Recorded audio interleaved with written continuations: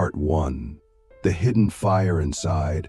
Why only the dark can carry the light that burns through shadows. Have you ever walked into a room and felt something shift, not in the air but in the field? Not because of what you said, but because of what you carry. There's a reason for that. You didn't choose this path. It chose you. Or rather, your soul chose it before you even had a name. And now you're remembering. You're remembering that this world is not just made of matter and flesh, but of realms, energies, contracts, and forces, some divine and some demonic. And you didn't come here to avoid the darkness. You came to expose it. The greatest lie ever sold to humanity is that the light only belongs to the pure. But the truth is deeper, more dangerous, more liberating. The most potent divine light doesn't come from those who run from the dark. It comes from those who have walked through it, bled in it, wept in it, and came out the other side with their soul intact. That's what makes you different. That's what makes you a dark chosen one. You were not born to just bask in the light. You were born to channel it, to wield it like a blade that cuts through illusion, exposes shadows, and confronts the demons that others pretend don't exist. So let us dive into the first way dark chosen ones channel divine light to expose demons, and that is through energetic truth, not spoken truth, felt truth. When you enter a space, your field is already doing the work. People feel uncomfortable not because you're aggressive, but because your energy mirrors their hidden selves. You don't have to say a word, because your frequency is encoded with ancient light. This light is not soft. It is not gentle. It is the kind of light that burns through masks, reveals parasites, and sends entities scattering. But here's the question. Can you hold that light without apologizing for it? Click subscribe to this channel to get more profound insights. Many of us have been taught to dim ourselves, to play small, to be polite, to avoid conflict. But the dark chosen cannot afford to do that. Because when you dim your light to make others comfortable, you also dim the technology that was given to you. That technology, your divine light, is coded specifically to disrupt demonic frequencies. It's not random. It's not accidental. Your trauma, your intensity, your fire, it all forged the vessel strong enough to hold this frequency. And now you must decide, will you wield it or will you waste it? The second way we expose demons is through spiritual vision. Not just seeing with the eyes, but with the inner knowing that pierces through layers. Have you ever looked at someone and instantly knew they were hiding something deeper than deceit? That's not judgment, that's discernment. And it's not a gift you asked for. It's a survival skill you developed because your soul has danced with deception across lifetimes.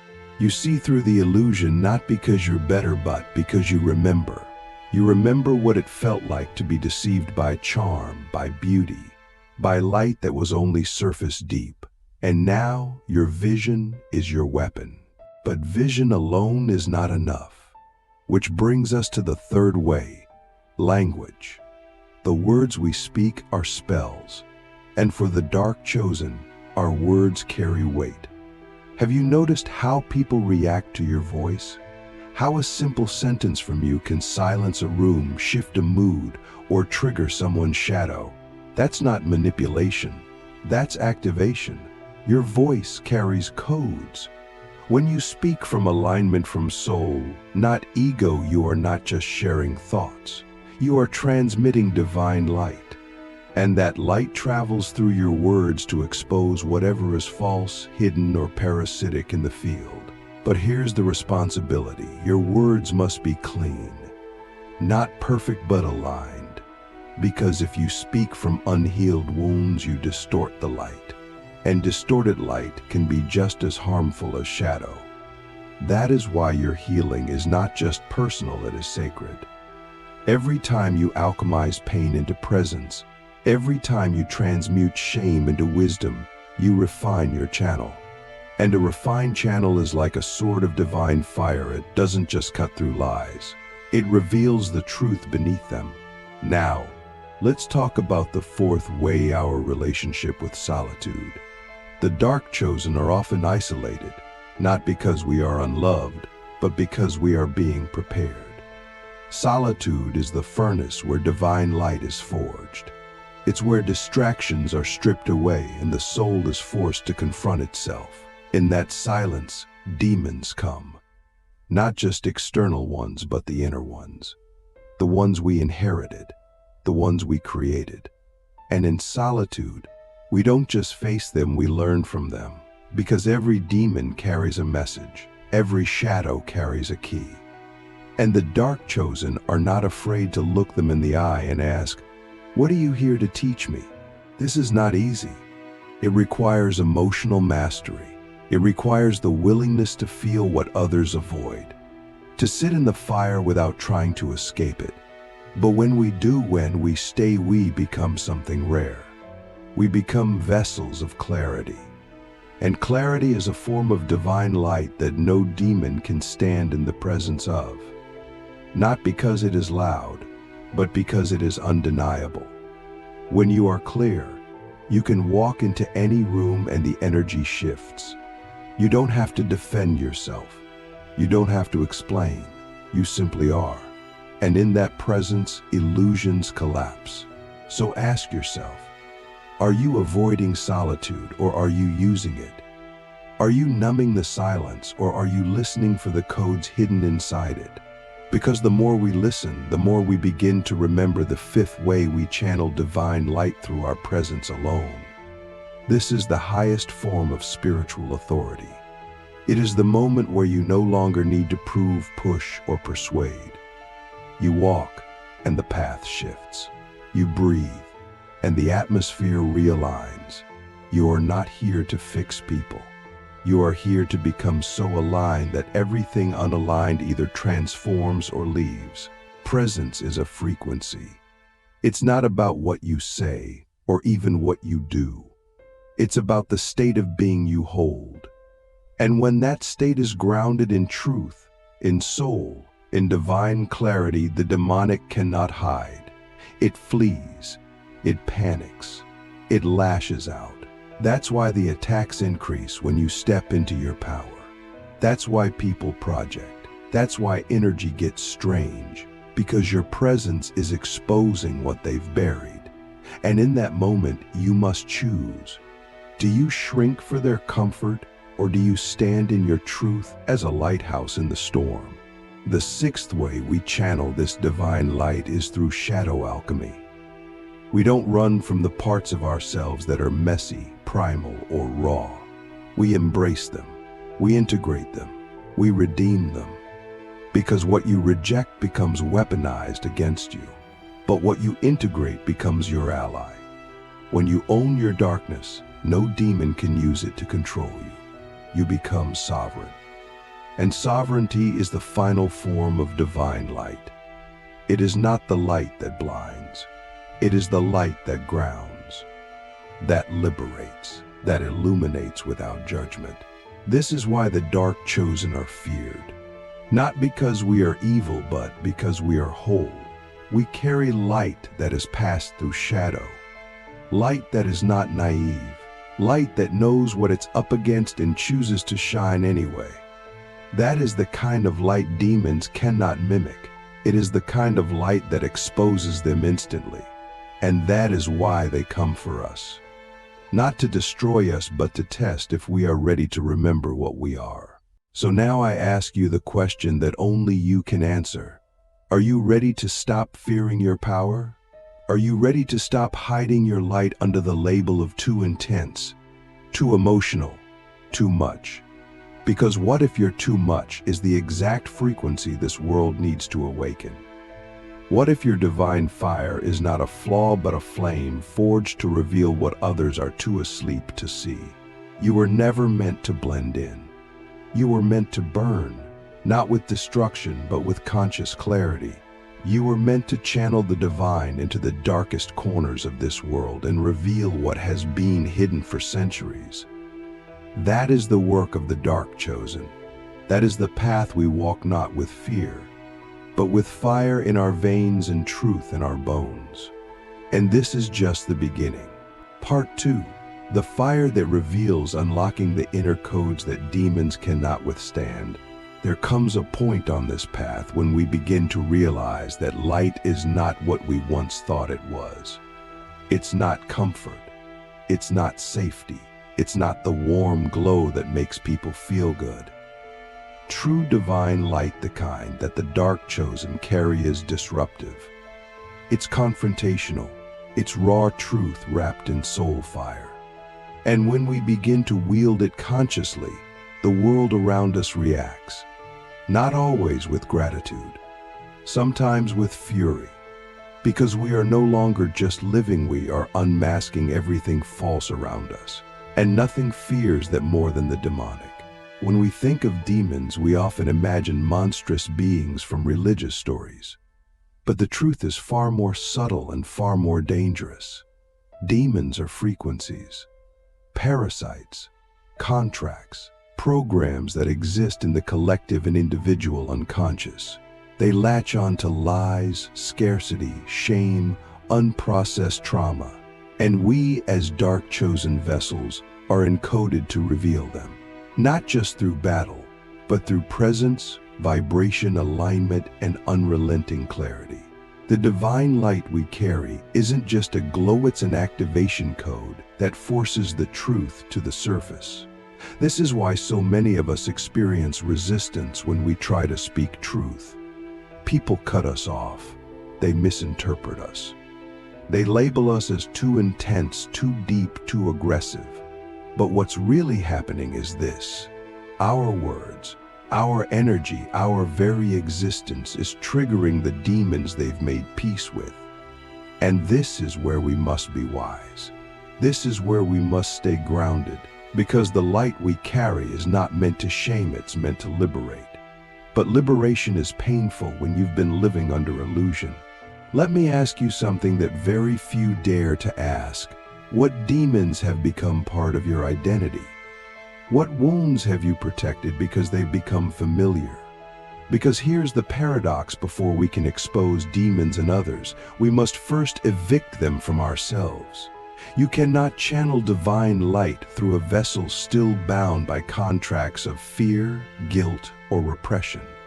That's why your awakening has been so intense. It's not punishment, it's purification. It's your soul clearing the channel so that divine light can pour through unfiltered. Have you noticed how your triggers have changed? How things that once hurt you now seem transparent? That's because you've begun to embody the light.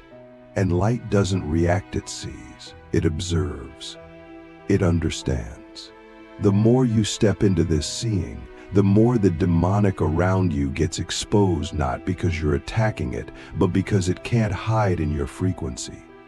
That's what scares them. Not your strength, your clarity. Because clarity is power.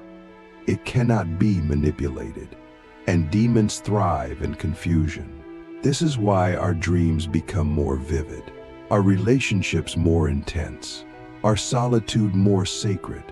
Because the divine light within us is activating on a deeper level. It's not just external anymore, it's cellular.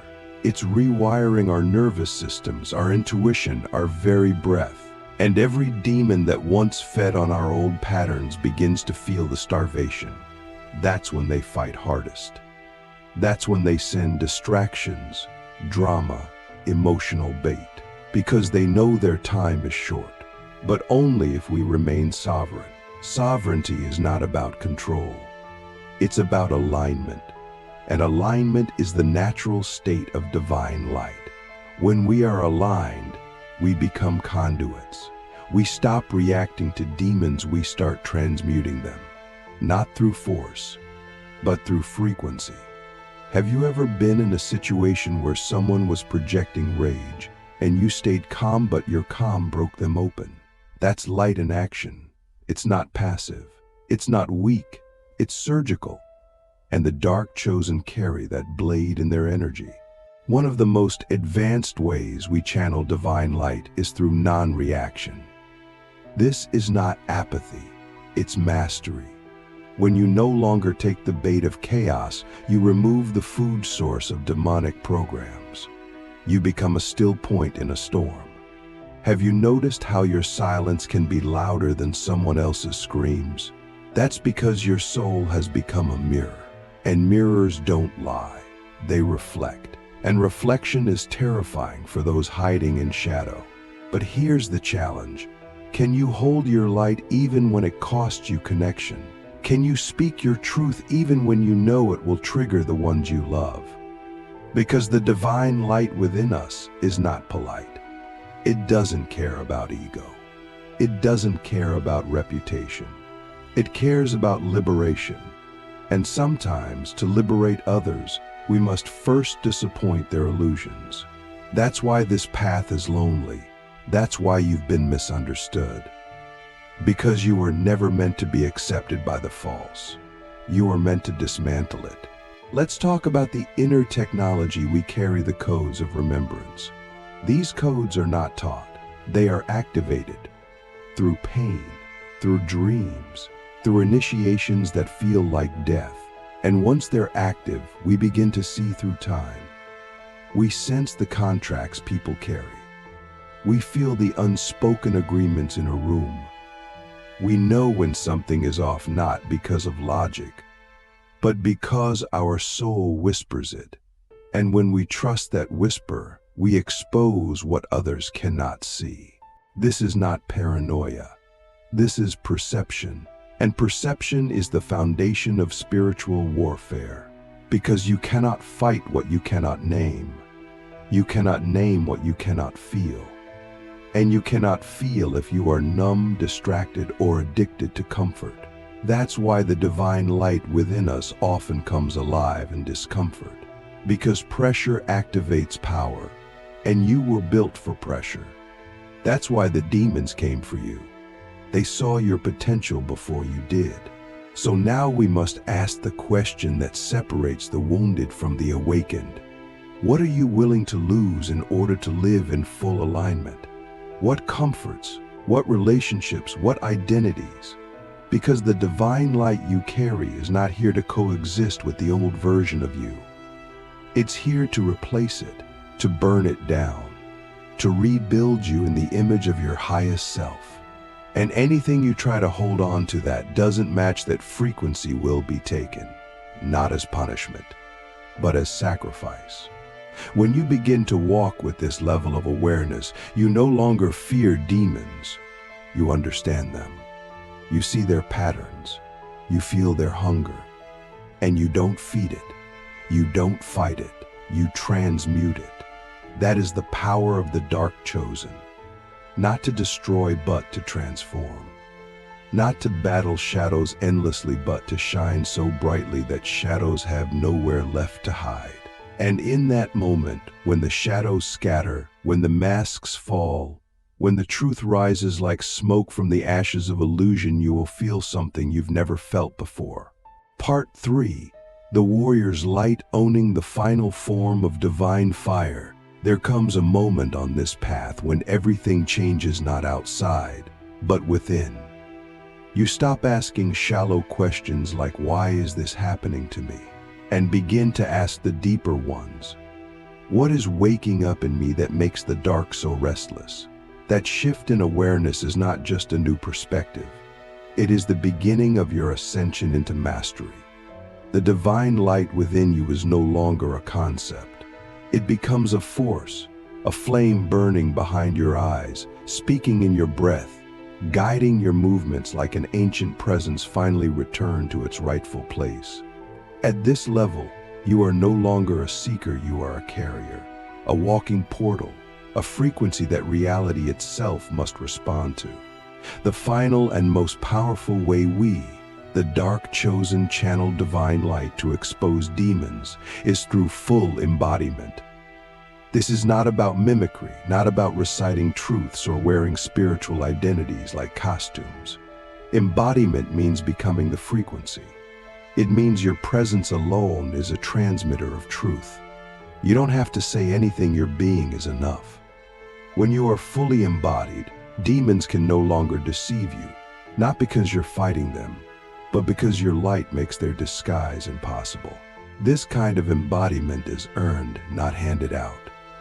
It is forged in the fire of self-confrontation, in the moments when no one is watching, when you are stripped bare of illusions and forced to choose between comfort and truth. You have to look into your own shadows, not with fear, but with curiosity and courage.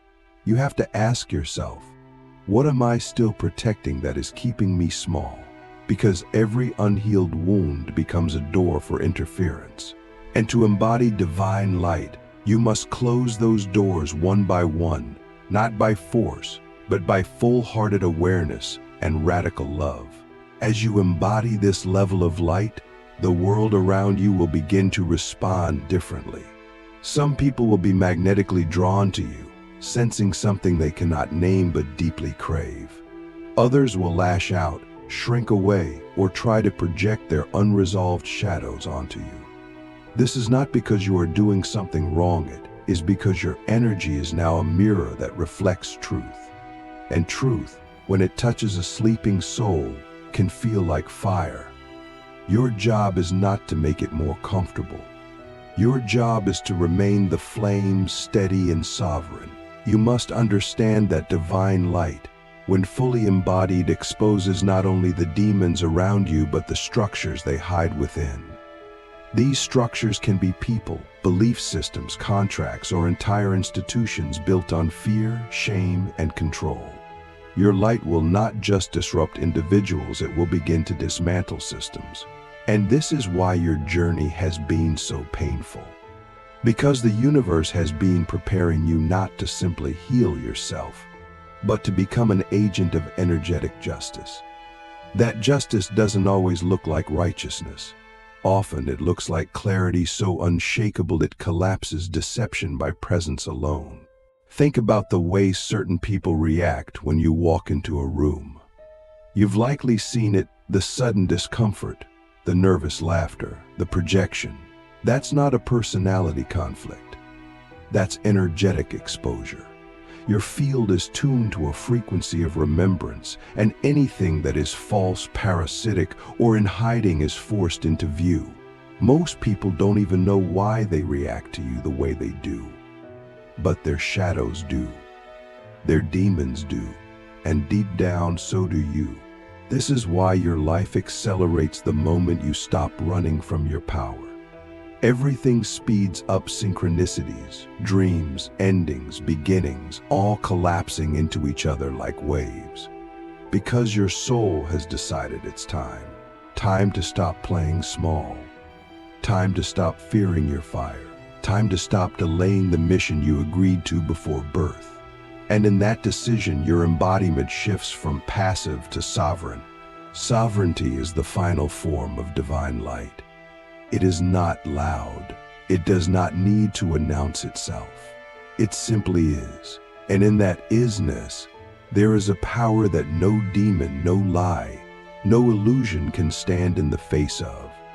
When you are sovereign, you don't just speak truth, you become the field of truth. And anyone who enters that field must either elevate or exit. This is the unspoken law of divine frequency. It does not chase, it radiates, and what is not aligned will naturally fall away. But the cost of sovereignty is everything that was built on your false self.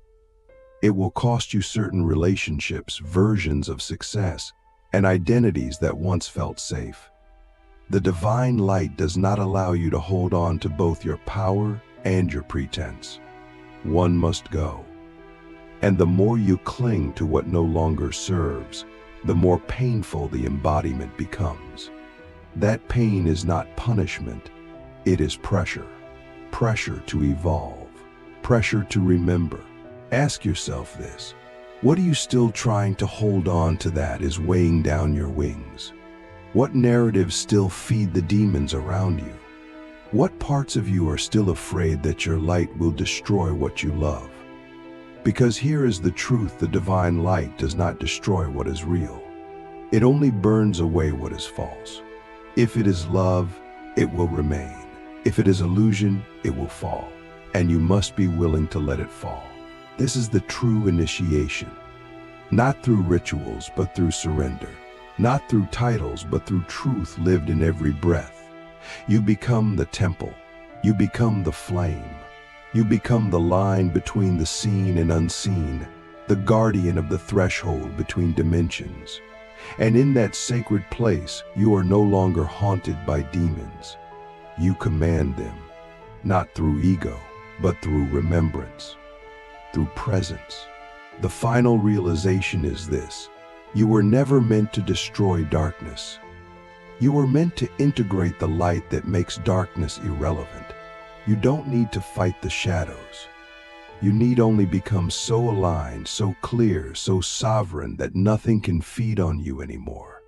That is the endgame, the ultimate channeling of divine light. You become the frequency that makes parasitic energy impossible. You become the living firewall of truth. And as you walk this earth, people will feel it. Some will rise, some will rise, some will rise, but all will be touched. Because the light you now carry is not yours alone. It belongs to something vast, something unseen, something divine that chose you because it knew you could hold it. So let them watch, let them question, let them misunderstand. You didn't come here to be liked. You came to awaken the sleeping, expose the hidden, and reclaim the crown that was buried beneath lifetimes of silence. You are not just walking in your light. You are the light that walks. This is how dark chosen ones channeled divine light to expose demons. Not by fighting, by being.